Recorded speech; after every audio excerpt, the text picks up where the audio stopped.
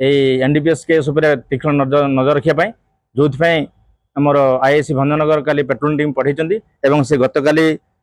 24/8/2026 संध्या patrolling करता समय Bhanjanagar police SI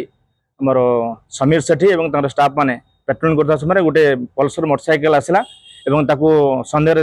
अटकेले अटकिया जनागला पचार बुझाला गंजेई गंजेई गाड़ी को पिकअप भैन गाड़ी को पायलट कर किसी समय पर से गंजेई गाड़ी पिकअप भैन आसला जो थे पानी टांकी दुईटा पानी टांकी थी से पानी टांकी भितर गंजेई रही है जो तार प्रोसेस है मजिस्ट्रेट और साक्षी सामने से गंजेई ओजन कर 2 क्विंटाल 10 केजी गंजेई जबत होती टोटाल 3300 टंका जबत होती गोटे पल्सर वेहिकल एवं पिकअप भैन जबत होती से समय 4 जन को अरेस्ट कराई पचार इंटरोगेशन करार बेकवार लिंक जो आसूला से भी 4 जन गिरफ कराई टोटाल 8 जन को गिरफ कराई आज कोर्ट फरवर्ड करा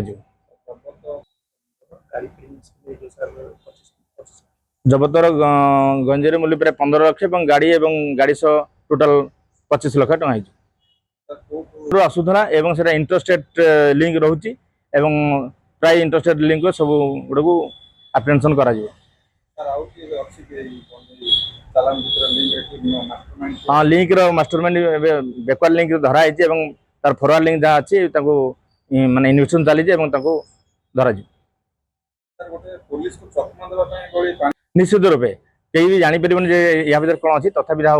मोर भंजनगर पुलिस माने माने तीक्ष्ण नजर थिला इनफर्मेशन थिला जो केस डिटेक्ट हो पाला।